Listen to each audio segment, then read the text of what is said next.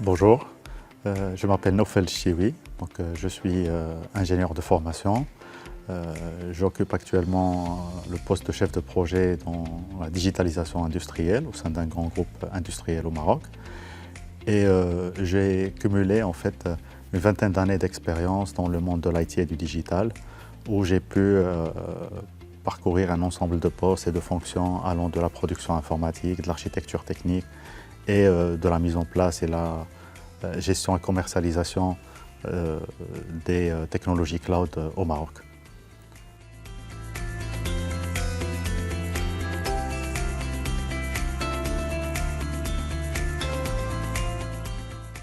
En fait, de par mon expérience, j'ai eu pas mal de fois en fait, l'occasion de me confronter à des terminologies d'intelligence artificielle, de machine learning, que ce soit en fait dans mon travail au sein en fait, des projets, on va dire, digitaux, que ce soit dans des projets cloud. Et à chaque instant, en fait, je me sentais en fait, qu'il y avait un gap à couvrir. Et il y avait des éditeurs, des constructeurs qui parlaient de technologies liées à l'intelligence artificielle qui est utilisée dans le stockage, dans l'infrastructure, dans le cloud, dans la cybersécurité.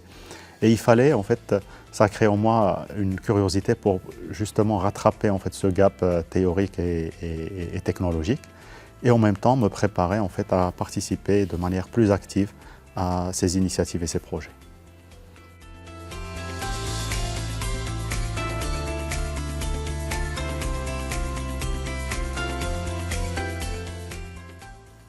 Pour être honnête, si je devais évaluer par un mot en fait, mon expérience à aujourd'hui dans ce cursus, ce serait la richesse en fait, des informations et des expériences qu'on a vécues. On a eu en fait, l'occasion de découvrir plusieurs concepts qui sont liés à l'intelligence artificielle, à vulgariser un peu ce concept et surtout clarifier les différences qu'il y a entre intelligence artificielle, machine learning, deep learning, supervised learning, non-supervised learning, reinforcement learning. Et tout ça, en fait, on le fait dans un cadre scientifique, académique, mais en même temps avec des gens qui viennent d'autres horizons, d'autres sensibilités et qui permettent en fait un mélange un peu magique en fait, entre connaissances, applications, besoins, objectifs et sensibilité de chacun.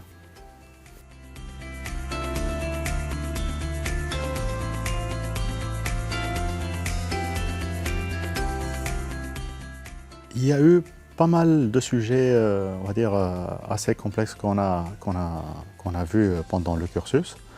Tout d'abord, déjà, apprendre ce que c'est qu'intelligence artificielle, faire la différence entre les différents concepts, c'était difficile au début. On a été accompagné par le corps professoral donc pour justement dépasser ces obstacles et maîtriser un peu ces concepts. Et puis aujourd'hui, on travaille sur un projet de reinforcement learning où je trouve personnellement que c'est le plus difficile aujourd'hui parce qu'il y a beaucoup de concepts qui sont liés à des théories mathématiques, il y a beaucoup de concepts qui sont liés au fonctionnement d'un agent qu'on doit contrôler. Et le plus important dans tout ça, c'est que c'est pour moi en fait le meilleur exemple d'intelligence artificielle parce qu'on met un agent dans un environnement et il doit réagir comme ce que ferait un bébé qui naît dans ce monde et qui doit en fait apprendre à vivre et survivre et atteindre ses objectifs.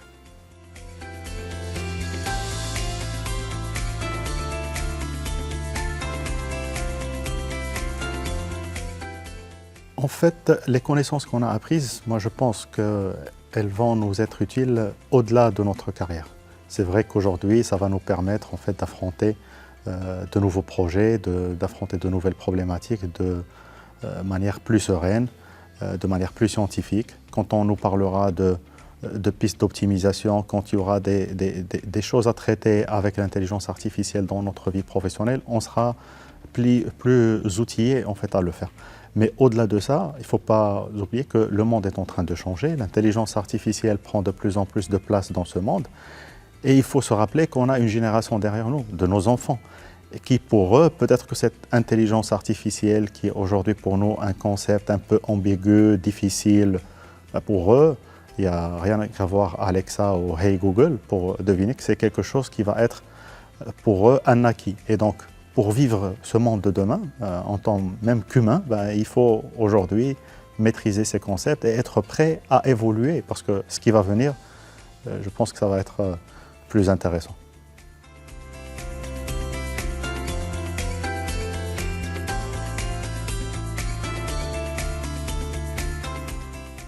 Comme je vous ai dit, aujourd'hui on travaille sur un projet lié au Reinforcement Learning qui est très intéressant. Mais bien avant, on a eu l'occasion en fait, de travailler sur des mini-projets où on devait comprendre des problématiques métiers et proposer des modèles basés sur de l'intelligence artificielle pour proposer des solutions. Je pense notamment à un projet de classification qu'on a fait sur des gammes de smartphones.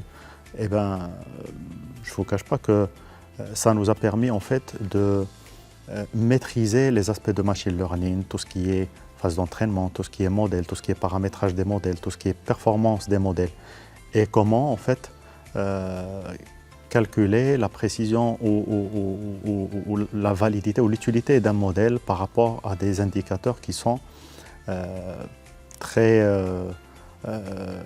des fois très semblables, mais qui n'ont pas nécessairement la même interprétation d'un point de vue mathématique ou d'un point de vue réel.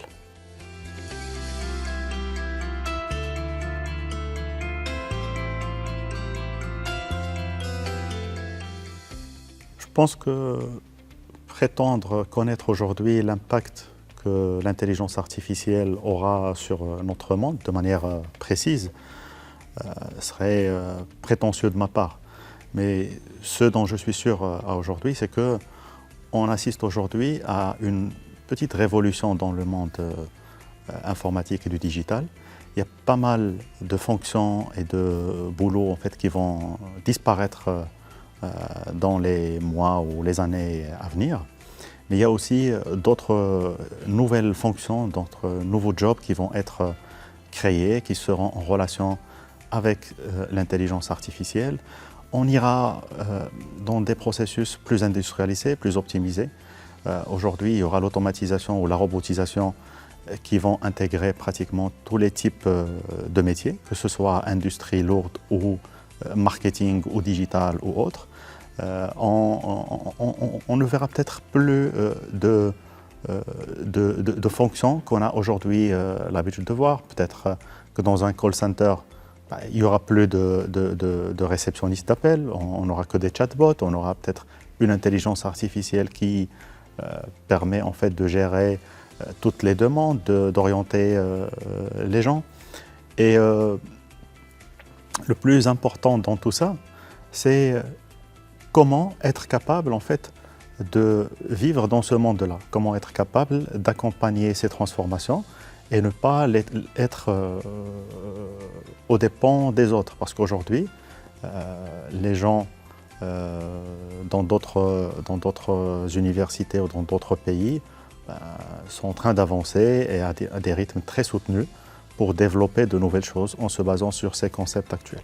Il faudrait que nous aussi, au Maroc, on puisse être capable en fait, de développer de nouveaux modèles et de rester en fait, collé à ces gens et pour qu'on ne soit pas dépassé de manière catastrophique.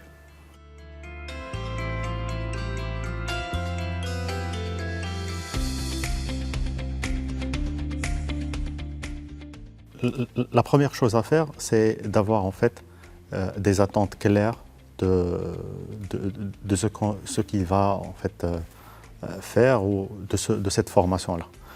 Après, en fait, il serait, de par mon expérience, judicieux en fait, de se préparer avec un minimum de background en développement informatique, notamment sur le langage Python, qui est aujourd'hui un langage très puissant et qui dépasse tous les langages que moi personnellement j'ai eu à avoir de par mon expérience. Et le deuxième conseil, c'est de se munir en fait d'un petit bagage théorique en mathématiques. qu'est-ce que c'est qu'une régression, qu'est-ce que c'est qu'un modèle mathématique, qu'est-ce que c'est qu'une chaîne de Markov, etc. Et la troisième chose à avoir, c'est beaucoup de curiosité, parce que c'est vraiment un domaine où il faut beaucoup de recherche.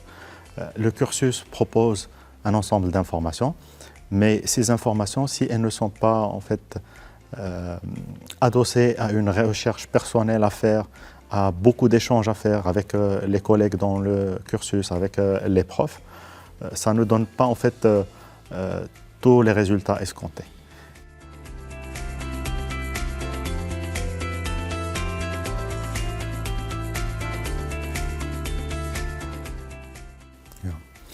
Donc ce programme, en fait, il comporte un ensemble de connaissances et de modules qui sont quelque part identiques à ce que proposent d'autres masters.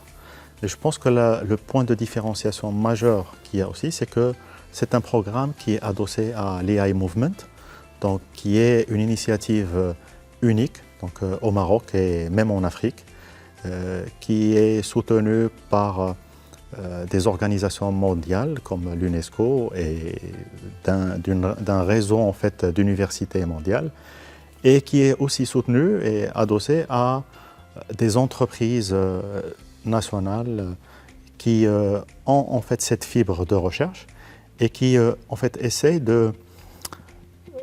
d'appliquer les résultats de ces recherches dans leur domaine d'activité au quotidien. Et donc c'est ce mélange, on va dire, recherche académique, organisation internationale et entreprise marocaine qui fait que on a un master qui est vraiment différent des autres masters qu'on peut retrouver dans d'autres universités.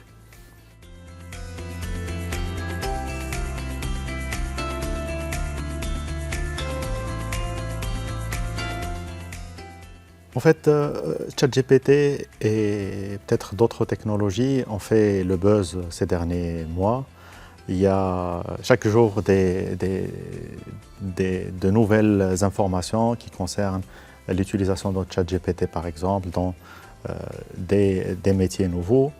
Et c'est vrai que l'ayant utilisé quelquefois, c'est un outil qui est très fort et qui fait même peur. Donc, mais le plus important à retenir, c'est qu'il y a beaucoup d'initiatives, il y a beaucoup d'inventions ou de nouveautés qui sortent chaque jour.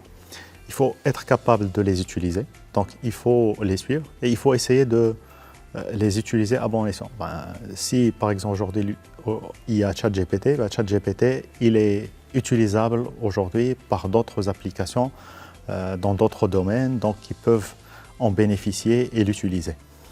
Maintenant, ce qui est sûr, c'est que ChatGPT ou les autres applications qu'on voit aujourd'hui ne sont que les versions qui sont publiées.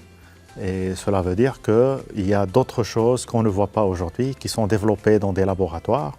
Et il faudrait que nous, on agisse vite, qu'on apprenne de ce qui se fait et qu'on applique ces concepts de machine learning et tout, qu'on les applique dans notre vie. Aujourd'hui, il y a des choses qui existent, il faut en apprendre, et il faut s'entraîner, il faut beaucoup d'entraînement, il faut valider des modèles, et puis proposer des choses et les tester. Et c'est comme ça qu'on réussira peut-être à rattraper les évolutions technologiques qui sont en cours.